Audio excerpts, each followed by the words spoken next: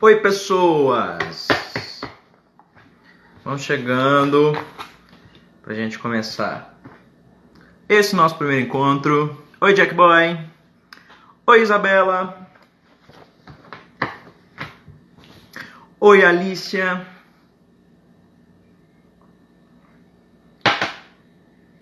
Vocês estão animados? Porque eu tô animado. Não tô acostumado com esse negócio virtual não, porque meu negócio é teatro, né? Eu gosto de presença, eu gosto de sentir calorzinho, eu gosto de sentir abraço. Mas, nessas circunstâncias, a gente tem que se virar, não é mesmo?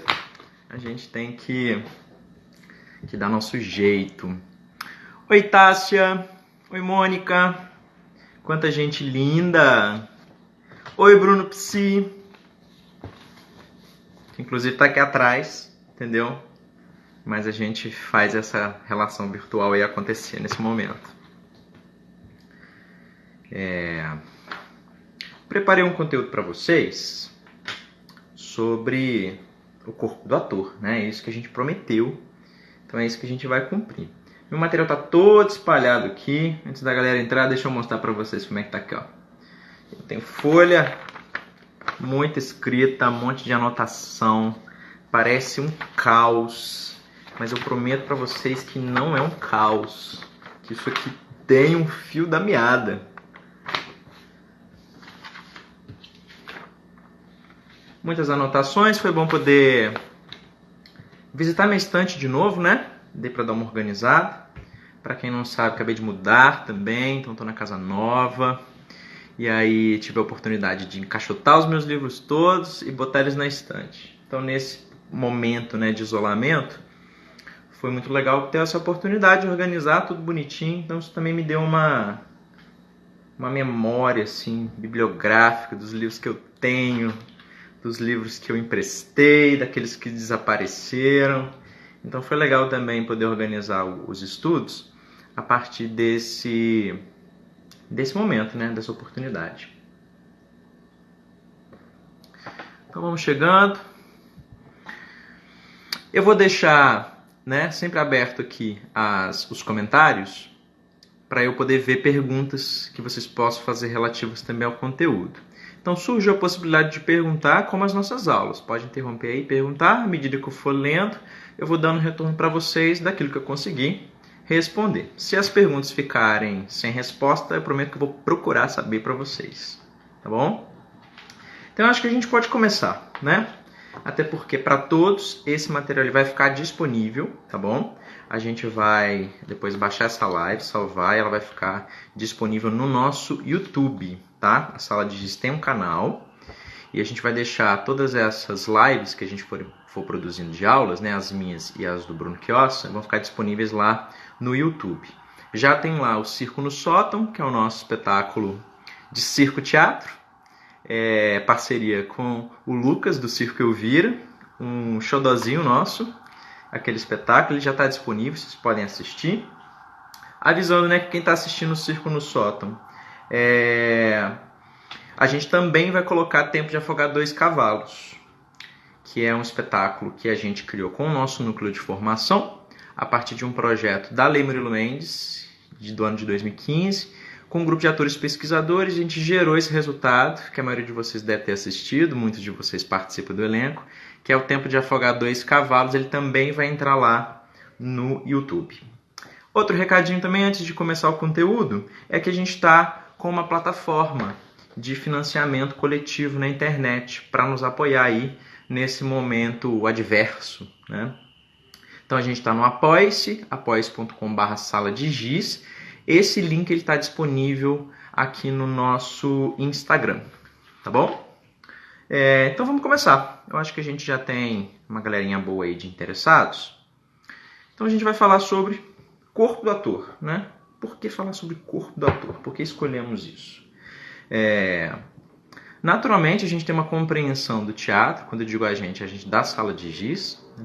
Que está voltado para essa prática corporal, né? Então a gente se posicionou de alguma forma em relação ao teatro feito na cidade, né? Os grupos existentes, dentro dessa nova geração de artistas que estava muito interessado nessa questão das poéticas corporais, né? Então a gente fala em dramaturgia do corpo, em poéticas do corpo, e isso determina muito a nossa estética, né? Então a gente entende a compreensão do trabalho do ator não só no sentido do treinamento físico, mas também como que esse treinamento, esse olhar para as poéticas do corpo, ele vai determinar a nossa estética, né? A cara dos espetáculos que a gente produz, né? Por mais que hoje a gente também tenha como frente de trabalho a questão da dramaturgia autoral, né? Então escreva dramaturgia para os espetáculos da Sala de Giz, graças à minha formação em letras, né? Então foi até minha pesquisa do mestrado, conseguir de alguma forma conciliar esses dois pensamentos, essas duas linhas que por muitas vezes podem ser lidas como divergentes, mas que elas conversam muito, né? Que são as poéticas corporais e esse trabalho ligado à palavra. Oi Jana, oi Rafa, oi Cissa, oi Gu, bem-vindos. Oi Nath. E aí é por isso que a gente escolheu falar sobre corpo, né? Oi Aline. A Aline prometeu que ia assistir, está aí com a gente. É isso que a gente quer falar sobre o corpo, porque a gente entende que ela é uma frente do pensamento que conduz às práticas da sala de giz hoje. A gente está muito interessado nessas poéticas corporais. O que é que isso significa? E a gente procura mestres e referências que a gente possa beber da fonte. E a gente entende que tudo isso é dinâmico, né? Esse conhecimento ele é dinâmico, porque tem a ver com essa ideia do ator pesquisador. Ou seja, a gente não quer pegar essa teoria toda, que a gente estuda, e seguir ela com a risca, né? Como se ela fosse uma prescrição de saber. A gente quer entender esse pensamento, entender uma linha que constrói um pensamento que tem uma coerência dentro dessa linha, só que a gente quer construir a nossa prática, né? Eu acho que essa é a busca de todo artista, né? Bom, para começar a falar do corpo do ator, eu queria fazer um recorte histórico, assim. O Bruno Chiosso, ele vai se aprofundar em história do teatro, então provavelmente ele vai resgatar algumas coisas que eu vou dizer, mas eu sinto necessidade nesse momento dar esse panorama para vocês, né? Somos, né, seres, criaturas legítimas do século XX, eu acredito, né? Todo mundo aqui deve ter nascido, se bem que a gente já está em 2020, né? Deve ter muita criatura do século XXI aqui também, não é o meu caso, né? Eu sou de 1988. Quantos anos tem? Ah, pois é. Eu sou de 1988, final do século XX. O século XX ele foi um século agitado, né? A gente teve 2 guerras mundiais, a gente tem a implementação e a consolidação da imagem técnica, né? Ou seja, a fotografia, que vai desembolar no cinema, e tudo que a gente entende hoje como programação digital, virtual, né? A internet ela se consolida no século XX.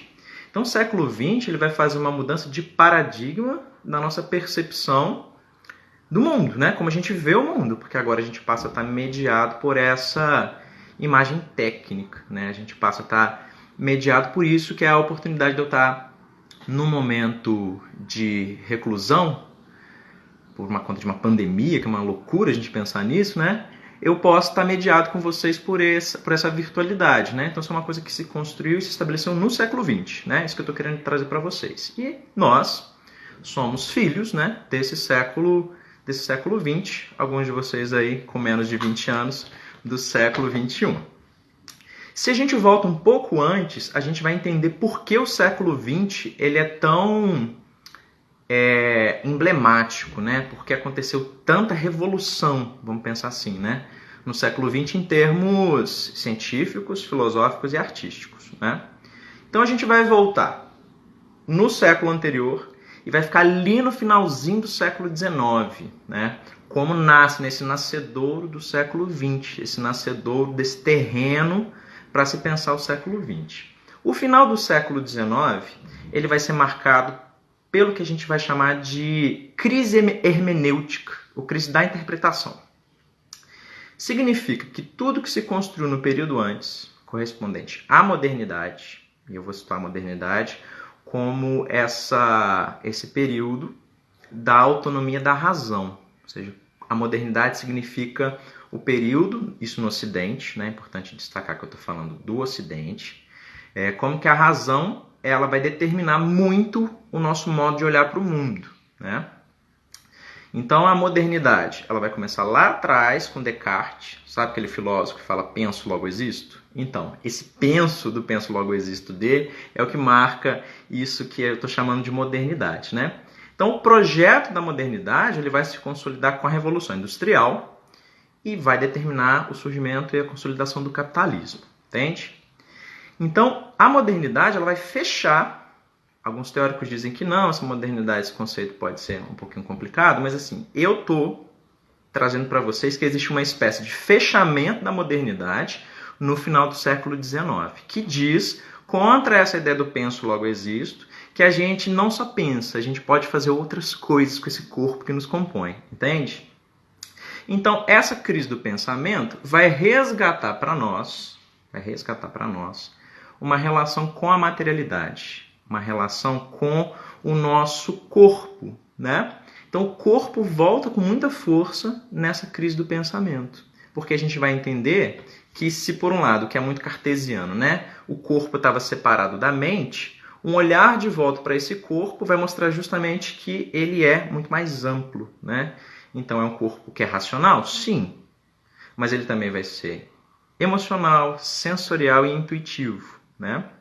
Nesse mesmo período, no final do século XIX para o século XX, a gente vai ter o Freud vindo com muita força com as suas teorias da psicanálise, né? Que também vão botar à prova essa relação com a nossa razão. Então a razão passaria a ser apenas a ponta de um iceberg e tudo que move o humano ele vai estar por baixo desse iceberg, que são os produtos inconscientes e subconscientes, né? Que os estudos da psicanálise vão trazer para a gente.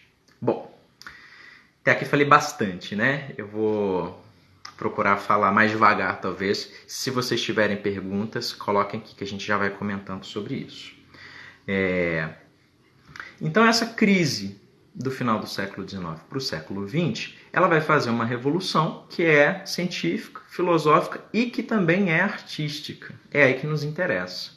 Porque para os estudiosos do teatro, vai ser muito importante a gente atualizar a nossa relação com o pensar as práticas para o ator, né? Compensar a relação com o corpo. E aí eu vou trazer para vocês, ao longo dessas nossas aulas, teóricos a partir desse período, né, que eu estou recortando, e vou olhar para a forma como eles tratam o corpo, né? Não fiz um estudo aprofundado sobre esses autores, né? Mas eu acho que para vocês que são alunos da sala de GIS, que muitas vezes não têm a oportunidade de ter esse contato teórico, vai ser muito rico, né? Porque eu vou trazer para vocês possibilidades de abertura para vocês pesquisarem depois, né? Então é isso. Nomes que eu vou trazer para vocês. Hoje a gente vai começar com o Stanislavski, que talvez seja um nome que todo mundo já ouviu, né? Quem estuda teatro alguma vez já ouviu falar em Stanislavski, né? E vou passar por outros autores até a gente chegar na gente enquanto sala de GIS que está produzindo hoje e relacionar aquilo que a gente faz em sala de trabalho com esses autores todos, né? Então o caminho vai ser o seguinte: Stanislavski, o Meyerhold, também russo, Artaud, Brecht, Michael Chekhov, o Barba, o Eugênio Barba, que ainda está vivo lá no Odin, na Dinamarca, passando pelo Lume, que é o grupo brasileiro, né, que é uma das referências da sala de GIS, né? A gente fez vários cursos no Lume, a gente trouxe o Lume aqui em Juiz de Fora, no nosso festival. Eu faço parte de um grupo de pesquisa com a Ana Cristina Colla e vários outros artistas do Brasil. Então posso falar um pouquinho também sobre essa experiência e chegar na gente, né? Então, de alguma forma, é um pensamento sobre esse olhar do corpo que atravessa esses autores. Então, hoje a gente vai só fazer um paralelo entre o Stanislavski e o Meyerhold, e eu vou sempre voltar ao Stanislavski, porque vocês vão entender que ele é a base para isso, né? Podemos? Tranquilo até aqui? Vão dando um ok, tranquilo, entendi, para a gente seguir o nosso conteúdo. Se alguém tiver com dúvida, pode escrever a dúvida aí, beleza? Então vamos pro Stanislavski, né? Stanislavski é russo e ele vai nascer justamente nesse período que eu recortei para vocês, né? Ele nasce em 1863, ou seja, na segunda metade do século XIX, e ele falece em 1938. Então Então ele situa o trabalho dele dentro desse período, né? Na Rússia, né? Stanislavski é russo. E o que é legal de pensar do Stanislavski, que vai atravessar também todos esses outros nomes até chegar na gente, é que ele estava preocupado com a pesquisa, né? Então é um trabalho de investigação, pausar aquilo que eu sei, entrar na sala de trabalho e investigar aquilo que eu não sei, né? É uma prerrogativa científica, né? Então a gente está falando desses atores pesquisadores, entende? E o Stanislavski ele vai implementar isso de uma forma muito contundente, né? Ele vai olhar para o teatro do seu tempo, que é esse teatro moderno, né? Vou colocar moderno entre aspas porque esse conceito é um pouco perigoso para quem não lida com ele, porque o moderno para nós é o mais antigo, né? É o clássico, que vai ser de alguma forma o drama burguês, que tem influência do classicismo francês e que vai ser o que a gente vai entender muito fácil hoje como teatrão, esse teatro focado no texto. E aí a gente pode entender por que esse teatro era focado no texto, né? Porque tem a ver com esse lugar dado à razão na modernidade. Começando lá no Descartes, penso logo existo, né? E vai atravessar esses séculos até chegar no final do século XIX. Então Stanislavski está olhando para esse período. Ele olha para aqueles atores, né? E ele pensa, existe alguma coisa aí que é não natural. Existe alguma coisa que, nesses gestos exagerados e clichês, me falta verdade. Me falta verdade nessa representação. Me falta verdade nesses personagens. E ele fica inquieto com essa questão, né? Então ele olha e fala, tá faltando verdade. Então ele vai entrar para a sala de trabalho com o seu grupo de pesquisa, né? Que se chama Teatro de Arte de Moscou. Teatro de Arte de Moscou. E ele vai elaborar exercícios que vão se tornar, com o tempo, um método. Então, existe o método Stanislavski, que evolui, né? Então, estão me dizendo que está travando toda hora, Cissa disse. Então, está travando, eu vou falar mais devagar e, de alguma forma, eu vou repetindo, tá bom? Está travando para outras pessoas também, né? Deixa eu pausar um pouquinho. Deixa eu conversar com vocês aqui. Vocês estão ouvindo bem? Tá travando? Tá tranquilo? Sim. Estão ouvindo bem? Sim. Legal. Lucas, Leandro, Ana Berenice. Então posso seguir? Vocês estão ouvindo bem? Porque eu posso também reiniciar a conexão se for preciso. Tá bom? Oi. Reiniciar a conexão é para gerar outro vídeo. Tá, não, mas eu não vou reiniciar agora não, só se for necessário. Tá, não, aqui tá bem, só que assim, tem um pequeno delay, por exemplo, aqui você ainda tá falando, ó. Entendi. Tá, não, o Bruno tá aqui atrás, ele tá me situando dos nossos funcionamentos virtuais. Parece que tá tudo bem, então eu vou dar seguimento, tá bom? Então, o Stanislavski, ele vai entrar para a sala de trabalho para fazer essa pesquisa, né? Interessado em desenvolver um método que traga para os atores a possibilidade de serem mais verdadeiros, a possibilidade de, dentro da sua criação, eles serem mais naturais, né? E ele vai fazer isso naturalmente via corpo. E é importante entender o que é essa via corpo, nesse momento que está tendo essa mudança de pensamento, né? Científico e filosófico, né? Ele vai pensar o corpo como esse conjunto que tem a ver com a razão, tem a ver com a emoção, né? E ele vai começar a sua pesquisa centrado nessa ideia que todo mundo já deve ter ouvido também, quem fala de Stanislavski, né? Que é a memória afetiva, né? Essa memória afetiva como uma condição para o ator fazer o seu trabalho. Então ele vai falar que é preciso vir de dentro um olhar, uma percepção dessas sensações e dessas emoções, porque a partir desse olhar de dentro para fora é que ele vai conseguir colocar no seu corpo, na sua criação de personagem, essa verdade cênica, né? Com o tempo, o que o Stanislavski vai entender? Ele vai entender que não dá para controlar a emoção, né? Ele vai entender isso na prática, experimentando, né? Isso pode até ser uma hipótese, Só que ele vai para a sala de trabalho, começa a trazer esse conceito para os atores e ele vai entender que é exatamente isso, né? Aí ele escreve assim, né? Não me falem de sentimentos, não me falem de sentimentos, porque nós não podemos fixar sentimentos.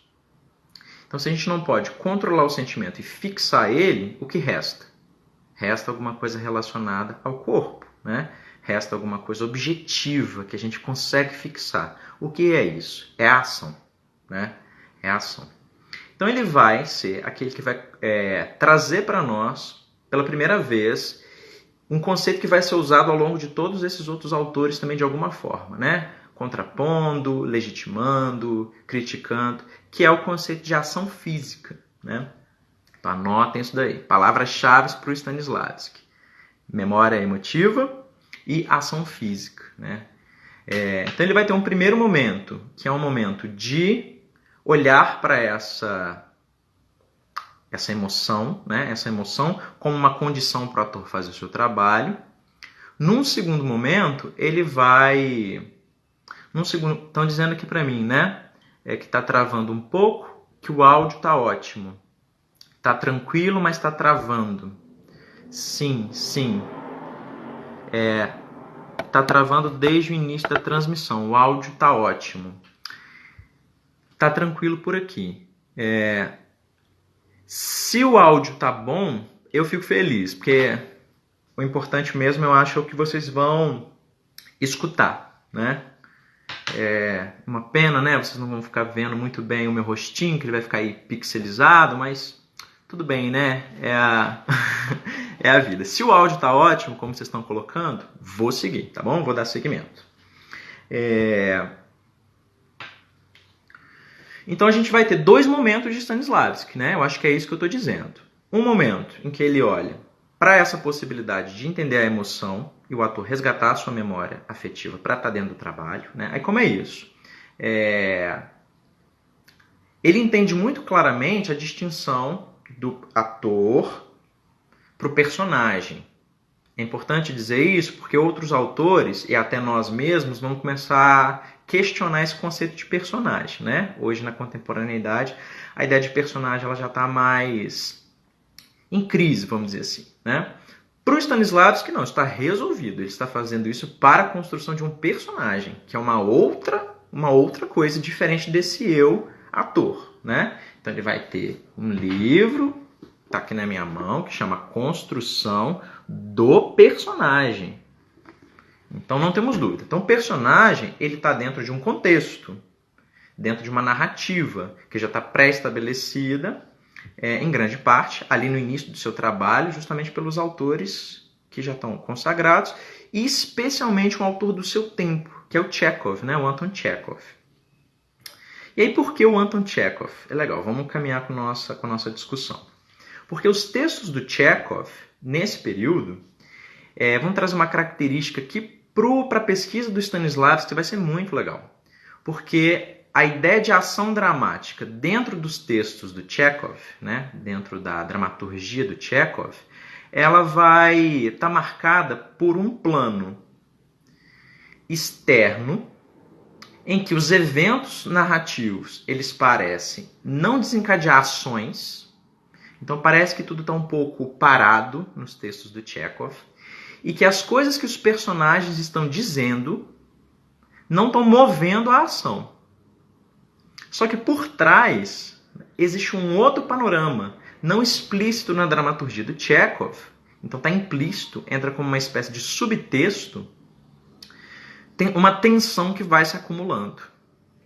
Então os textos dele têm essa genialidade, né? São textos muito importantes, devem ser conhecidos por todo estudioso de teatro, especialmente aqueles interessados em escrita para teatro, que é essa possibilidade de, ao mesmo tempo, criar um cenário que dá uma aparência, uma sensação, até de ritmo, de tempo, e por trás um tensionamento, coisas que vão explodindo até ter um final trágico, né?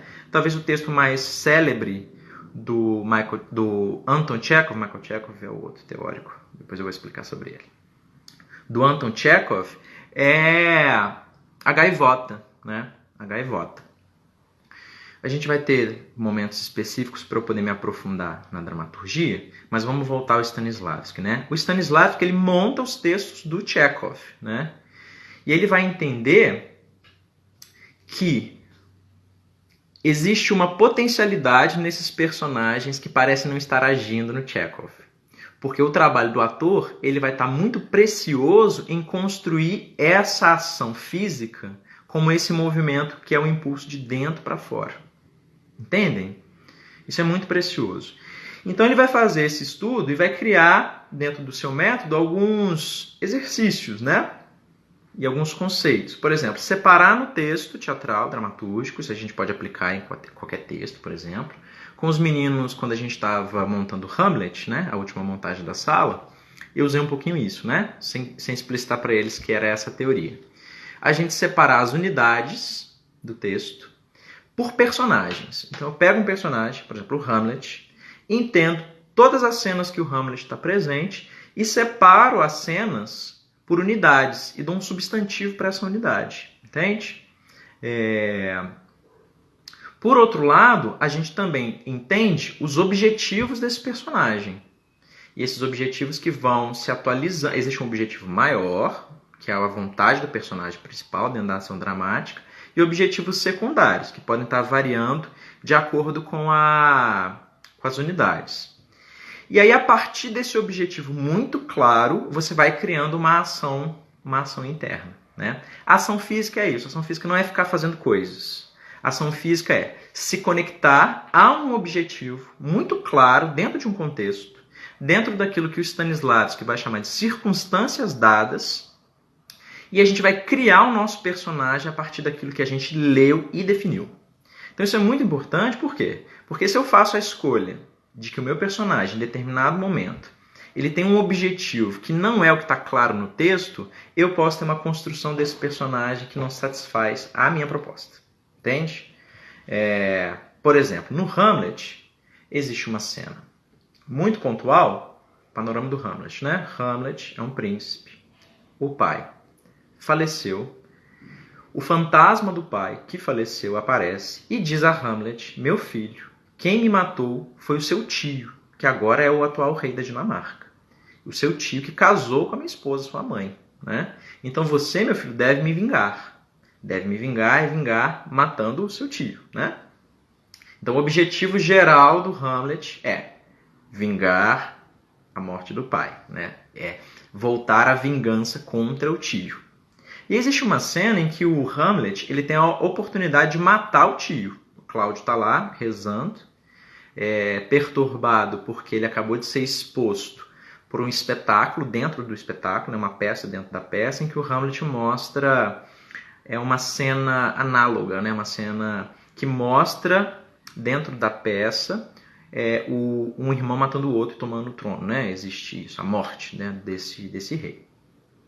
E para ver como é que seria a reação do tio, né? O tio sai assim, mexido e vai rezar. Ele tá lá rezando, Hamlet entra no aposento real e vai matar o tio.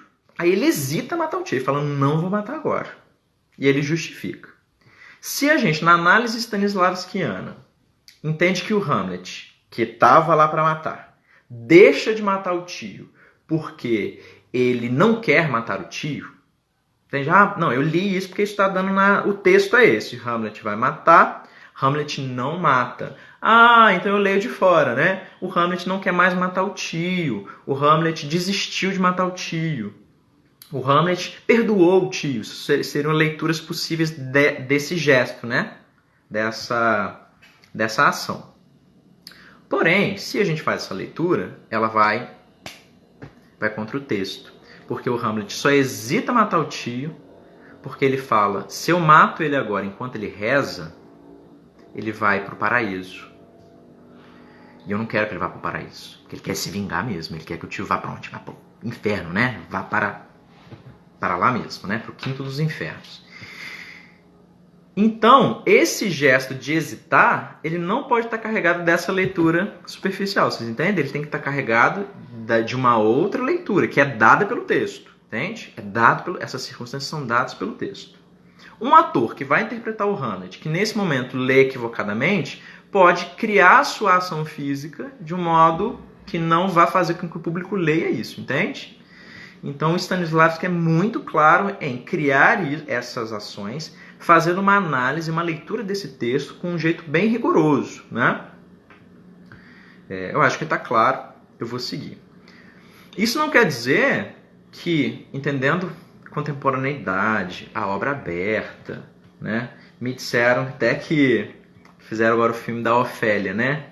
Tem um filme novo que lançou, a Ofélia é a donzela do Hamlet, né? E a Ofélia, ela é um arquétipo da donzela, assim, né? As pessoas conhecem, tudo que você pensa de uma donzela é a Ofélia, né? E ela morreu louca, ela suicidou, se jogou lá no riacho porque estava abalada pela morte da mãe e tal. Então a morte da Ofélia ela é tão emblemática quanto a vingança do Hamlet, entende? Dentro dessa dramaturgia. Aí me fizeram o filme da Ofélia, vou dar spoiler, tá? Vocês que lutem. Dizendo que essa Ofélia não morre no filme, né? Eu me recusei a ver o filme depois que eu descobri isso, mas eu preciso me livrar um pouco desse apego, porque isso tem a ver com a contemporaneidade, né? Então o que eu estou querendo dizer para vocês? No método Stanislavski, essa definição das unidades, do objetivo e das ações físicas, ela tem um propósito e um objetivo. A gente pode pegar o texto do Hamlet e fazer o que a gente bem entender, inclusive uma cena em que o ator que interpreta o Hamlet naquele momento possa passar outras coisas que não são dadas pelo texto. Mas não é isso que eu estou falando aqui, tá claro? Eu estou centrado no que o Stanislavski traz pra gente, tá bom? Bom, vamos pra frente. Então a gente tem 4 pontos que a gente pode ler, tá separadinho aqui, do que é esses princípios do Stanislavski e a compreensão que ele tem do corpo, né? Então, 1. Stanislavski diz que é necessário lutar contra o clichê, porque ele diz que no clichê mora a materialidade, entende? Eu vou dar um exemplo aqui, né? Falou assim, meu Deus, né? Meu Deus, morri. Esse gesto está vazio, né? Se eu quiser decodificar para as pessoas que só vão ler e esse clichê ser exagerado por uma brincadeira, beleza, a gente faz isso aqui, né? Mas isso aqui é só um código, entende? É um gesto que tem a ver com a repetição. Muitas vezes a gente entendeu, né? Aqui é o sofrimento, né? Aqui estou, que lástima, né? O Stanislavski vai justamente falar assim, limpa esses clichês, eu não quero isso no seu corpo, né? E por mais que eu fazendo agora pareça uma piada, um exagero, tem muita gente que leva o estudo para o teatro assim, né? Não, eu comuniquei, então é isso aqui, é isso que eu entendo, é isso que o corpo já traz quando ele não está trabalhado, entende? Esse corpo que às vezes o aluno iniciante, ele vai trazer isso, né? Não tem problema nenhum ele trazer isso, porque me diz inclusive que ele tem um repertório, né? Os clichês estão aí, a gente não sabe nem de onde eles vêm, eles vão se atualizando e assentando na gente, né? Mas o Stanislavski é uma coisa mais natural, né? Então ele vai ser contra esses clichês, né? Ponto 2. A vontade do personagem. Eu tenho que deixar clara a vontade desse personagem, os seus objetivos, para motivar o jogo dentro da minha dramaturgia, entende? Para motivar o jogo do ator na sua criação, né? Terceiro, o Stanislavski diz que é necessário um clima favorável à emoção, né? E realmente, quando a gente estabelece um clima, né, dentro da nossa prática de trabalho, vocês podem entender, né, quando que entra a Tássia que fala muito isso, quando a gente estava montando o Hamlet. Nossa, tira essa luz branca, igual essa luz que eu tô aqui, né, de serviço, né? Aí a gente acende as nossas luzes, né? Que o nosso espaço lá tem a estrutura que a gente consegue dar uma aparência teatral. Como que muda a relação com a criação, né? E ao mesmo tempo a música também, né? Como que a música pontua. Se eu coloco uma trilha muito pesada, muito densa, ele vai trazer essa atmosfera. Se eu trago uma melodia, um piano suave, ele vai me trazer essa atmosfera, né? Então, o Stanislavski ele já entendia isso com muita clareza e usava isso a favor da criação, né? Então, ele colocava esse clima favorável à emoção. E o outro ponto, que é esse que eu já trouxe para vocês, é a questão do subtexto, né? O que eu exemplifiquei na dramaturgia do Chekhov, né? Ou seja, nem tudo que o ator está dizendo é aquilo que vai determinar a sua ação física. O que vai determinar a ação física é, na verdade, aquilo que ele está dizendo nas entrelinhas, né? Ele está dizendo nas suas ações, né? na verdade, é um paralelo com a vida, né? Muitas vezes eu posso dizer uma coisa para a pessoa e o meu comportamento me indica outro. Então é isso que o Stanislavski está cuidando nesse trabalho com o subtexto, né? Olhar para essa fala que vem do corpo e não a leitura, né, em primeiro nível, né, desse texto. A gente vai entender outras camadas de leitura que estão sobrepostas. Tá bom? Então vamos para frente. De onde que eu estou tirando essas coisas, né, gente? É legal dar um pouquinho de bibliografia agora para vocês. Eu já mostrei o livro da preparação da construção do personagem. Desse volume aqui, que é bonitinho, essa edição da Civilização Brasileira, tem 3. A criação do personagem, a criação de um papel e... Deixa eu ver se o outro está aqui. Fiz bagunça, não separei ele para vocês. Achei. Tá aqui, ó. A preparação do ator. São esses 3. Só que eu tenho 2 suportes também teóricos. De 2 teóricos brasileiros. Um é o Matteo Bonfito, que é esse livro aqui, O Ator-Compositor, que me ajuda muito justamente porque ele divide esses autores, né, e a compreensão da criação a partir desses autores, né? E esse daqui, também da perspectiva, que é da Sônia Azevedo, que é o papel do corpo no corpo do ator. O papel do corpo no corpo do ator. Os 2 eles vão ter esse olhar, né, para esses autores que eu recortei. Cada um ao seu modo vai trazer especificidades, né? O Bonfito voltado para esse pensamento da criação, né? E a Sônia Machado de Azevedo falando do olhar para o corpo nesses autores, tá? É aqui que eu estou me baseando para a gente fazer de um jeito científico, né, gente? Porque eu não estou tirando da minha cabeça, não, né? Não é o que eu acho, né? Tem que respeitar aí a ciência, por mais que tenha gente que hoje diga que posso falar o que eu quiser, não é mesmo? Então vamos lá. Então temos 2 momentos de Stanislavski. Esse primeiro, que ele vai entender essa compreensão a partir das emoções, isso vai cair por terra e ele vai trazer a ideia da ação física adiante. E é esse conceito de ação física que vai ser um vetor, né, um conceito-chave que vai determinar várias outras reflexões sobre o treinamento físico, a criação do ator, métodos, né, de criação para teatro. Beleza? Deixa eu ver se eu tenho mais alguma coisa relevante para falar sobre o Stanislavski, porque eu acho que tem muito conteúdo disponível sobre isso na internet. Eu não preciso ficar me aprofundando em leituras, né? Eu acho que é legal provocar vocês a fazer essa investigação, a correr atrás de saber um pouquinho mais do Stanislavski, para a gente ter como base. E de fato ele talvez seja o nome que dá base a todas as outras reflexões que eu vou trazer. Então futuramente eu vou fazer outras oposições, né? Michael Chekhov, Stanislavski, Grotowski, que é alguém muito caro para nós, né? Grotowski, Stanislavski, Artaud, Stanislavski. Eu acho que ele passa a ser chave para a gente, né? Justamente por entender essa questão da pesquisa, né? Então vamos lá. Processos interiores.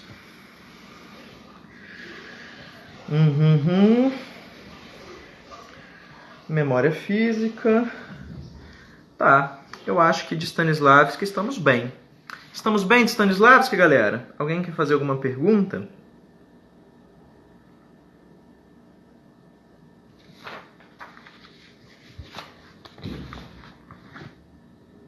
Então eu vou fechar com o próprio, tá bom? Eu vou ler um trechinho do que ele fala para a gente entender essa questão corpo-mente, né? Como que esses processos interiores vão determinar para o desejo dele uma criação mais natural, mais orgânica, né? Então eu separei um trechinho aqui do Preparação para o Ator, tá? Página 44. Stanislavski falando, hein? O nosso objetivo é não somente criar a vida de um espírito humano, mas também exprimi-la de forma artística e bela. O ator tem obrigação de viver interiormente o papel. O ator tem a obrigação de viver interiormente o papel e depois dar à sua experiência uma encarnação exterior. Acho que aqui já é muito chave pra gente, né? Obrigação de viver interiormente o papel e depois dar à sua experiência uma encarnação exterior. Peço-lhe, sobretudo, que reparem que a dependência do corpo em relação à alma é de particular importância em nossa escola de arte. A fim de exprimir uma vida delicadíssima e em grande parte subconsciente, é preciso ter controle sobre uma aparelhagem física e vocal extraordinariamente sensível, otimamente preparada. Esse equipamento deve estar pronto para reproduzir, instantânea e exatamente, sentimentos delicadíssimos e quase intangíveis, com grande sensibilidade e o mais diretamente possível. É por isso que o ator do nosso tipo, precisa trabalhar tão mais que os outros, tanto no seu equipamento interior, que cria a vida do papel, como também na sua aparelhagem exterior, física, que deve reproduzir com precisão os resultados do trabalho criador das suas emoções. Até mesmo a externalização de um papel é muito influenciada pelo subconsciente. Com efeito, nenhuma técnica artificial, teatral, pode sequer comparar-se às maravilhas que a natureza produz. E aí?